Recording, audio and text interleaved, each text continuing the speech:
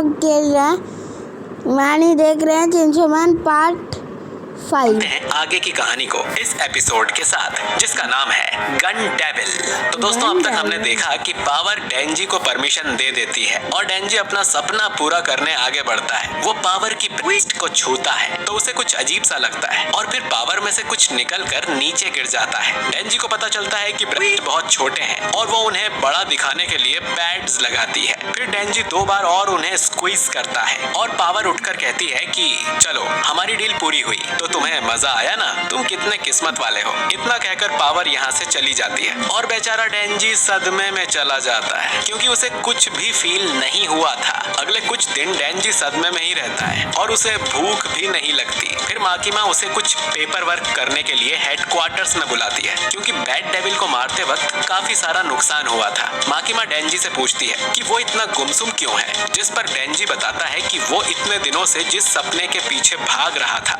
वो पूरा हो गया, लेकिन उसे बिल्कुल भी मजा नहीं आया। और अगर फ्यूचर में वो कोई गोल सेट करता है तो क्या वो सिर्फ तब तक ही खुश रहेगा जब तक कि वो उसके पीछे भागेगा, और उसके मिलने के बाद क्या वो फिर से डिसअपॉइंट हो जाएगा। माकीमा पूछती है कि वो किस सपने की बात कर रहा है। डेंजी बताता है कि कल उसने पहली बार किसी लड़की के ब्रेस्ट को छुआ था, लेकिन उसे उतनी खुशी नहीं हुई जितना उसने सोचा था। इस पर माकीमा डेंजी का हाथ पकड़ लेती है और डेंजी को समझाती है, इन सब मामलों में तुम जितना ज्यादा उस पर्सन को जानोगे उतना ज्यादा ही तुम्हें मजा आएगा। तुम्हें उनकी आंखों में देखना है, उसके हाथ को पकड़ना है, उसके कानों को छूना है। फिर वो डेंजी की उंगली काट लेती है और बोलती है कि ये फीलिंग तुम्हें आंख बंद करने पर भी याद रहेगी। और आखिर में माकीमा डेंजी का हाथ अपने ब्रेस्ट पर रख देती है। ऐसा होते ही डेंजी की धड़कन रुक जाती है और वो चेयर से नीचे गिरता है। ऐसा लगता है कि जैसे डेंजी खुशी के मारे मर ही जाएगा। इसके बाद माकीमा डेंजी से एक रिक्वेस्ट करती है। वो चाहती थी कि डेंजी गन डेविल को मारे।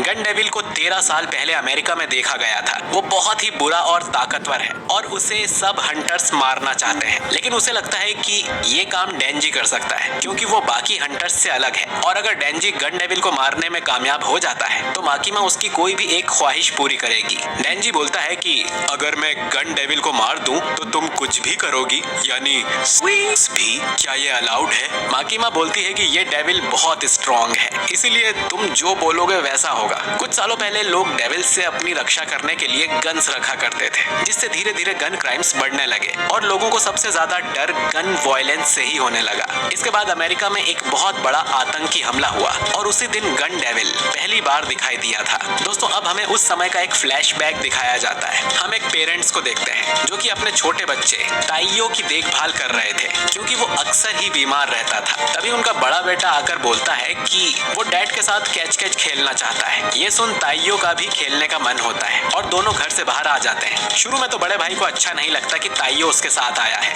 लेकिन फिर दोनों स्नोबॉल बनाकर एक दूसरे पर फेंकने लगते हैं। कुछ देर बाद वो ताइयो से कहता है कि ऐसे तो तुम्हें सर्दी लग जाएगी, घर में जाकर ग्लव्स पहन कर आओ, फिर हम कैच कैच खेलेंगे। ताइयो खुशी खुशी घर के अंदर जाता है और तभी अचानक यहाँ पर भयानक तूफान आता है जिसमें ताइयो का पूरा घर ही उड़ जाता है। सिर्फ उसका बड़ा भाई बाहर होने की वजह से जिंदा बचता है। उस दिन सिर्फ 5 मिनट्स के करीब 10 लाख लोग मारे गए थे और तब से ही गन डेविल का कोई अता पता नहीं है। इसके बाद में लोगों के अंदर डेविल्स का डर बढ़ता गया, जिससे कि वो और भी ताकतवर होते जा रहे हैं। तभी से गन्स के यूज पर काफी रोकथाम लगा दी गई है, जिससे गन डेविल कमजोर हो सके और न्यूज में भी ये ज्यादा वायलेंस वाली खबरें नहीं दिखाई जाती। डेंजी बोलता है कि मैं उस डेविल को हरा दूंगा, लेकिन हम उसे ढूंढेंगे कैसे? इसके बाद माकीमा उसे गन डेविल के कुछ टुकड़े दिखाती है जो कि उन लोगों ने अब तक कलेक्ट किए हैं। अगर कोई नॉर्मल डेविल इन टुकड़ों को खा ले तो उसकी पावर बढ़ जाती है। साथ ही टुकड़े एक दूसरे से चुंबक की तरह आकर्षित होते हैं, तो अगर उन्होंने ढेर सारे टुकड़े जमा कर लिए तो वो सीधा गन डेविल की तरफ अट्रैक्ट होने लगेंगे।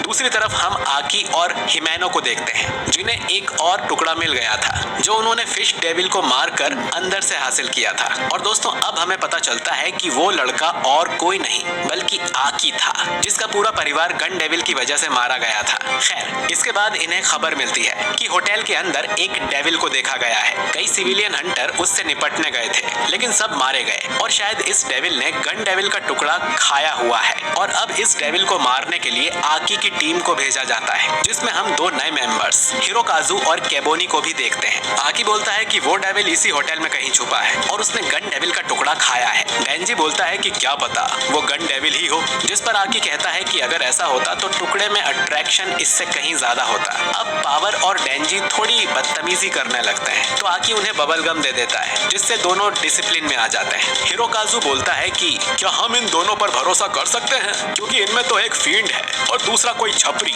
आकी बोलता है कि सबसे पहले डेविल से ये दोनों ही लड़ेंगे और अगर उन्होंने भागने की कोशिश की तो हम इन्हें मार देंगे। डेंजी और पावर आपस में बात करते हैं कि शायद ये हमारे सुबह वाले मजाक से अब भी गुस्से में है, जिस पर आकी बहुत गुस्से में बोलता है कि तुम उसे मजाक कहते हो, मैं मार दूंगा तुम दोनों को। हिमेनो बोलती है कि बच्चे पर इतना गुस्सा मत करो। फिर डेंजी बोलता है कि मुझे तो बैड डेविल को मारने के लिए कोई इनाम या छुट्टी भी नहीं मिली। हिमेनो बोलती है कि जो भी इस वाले डेविल को मारेगा उसे मैं गालों पर पप्पी दूंगी। डेंजी ये सुन एक्साइटेड हो जाता है, लेकिन फिर उसे माँ की याद आती है। वो कहता है कि मैंने अपना पहला किस किसी खास के लिए बचा के रखा हुआ है, जिसके लिए मैं गन डेविल को जरूर मारूंगा। और वैसे भी इन सब चीजों में मजा तभी आता है जब दोनों एक दूसरे को अच्छे से जानते हों। और डेंजी को तो हिमेनो का नाम भी नहीं पता था। ये सुन हिमेनो इनाम बढ़ा देती है कि अगर डेंजी इस डेविल को मारेगा तो वो उसके होठों पर पप्पी देगी।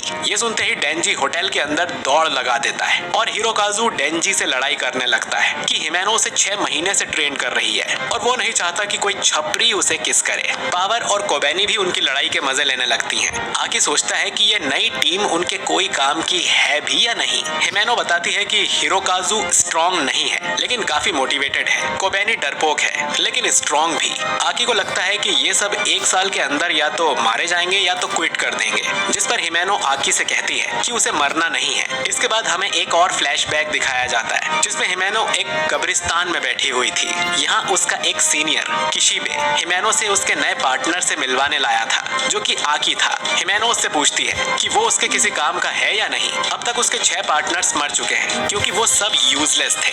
वो नहीं चाहती कि आकी के साथ वैसा ही हो। खैर, इसके बाद ये सब डेविल को खोजते हुए 8वें फ्लोर पर आ जाते हैं। हिमेनो फिर अचानक से रुक जाती है और कहती है कि डेविल आ रहा है। तभी दरवाजा खुलता है और सामने से एक छोटा सा डेविल निकलकर बाहर आता है, जिसका सिर्फ एक हेड और पैर था। वो डेविल कोबेनी को काटने उछलता है, लेकिन हिमेनो उसे हवा में ही रोक लेती है और फिर पावर अपने ब्लड से एक कुल्हाड़ी बनाकर उस डेविल के 2 टुकड़े कर देती है। पावर फिर कहती है कि ये डेविल तो मुझसे इतना डर गया कि हवा में ही रुक गया, लेकिन हिमेनो एक्सप्लेन करती है कि ये उसकी शक्ति थी। असल में हिमेनो ने एक घोस्ट डेविल से कॉन्ट्रैक्ट किया हुआ है, जिसके लिए उसने अपनी एक आंख कुर्बान कर दी और इसके बदले वो घोस्ट डेविल का राइट हैंड यूज कर सकती है, जो कि बहुत स्ट्रॉन्ग है और किसी को दिखाई भी नहीं देता।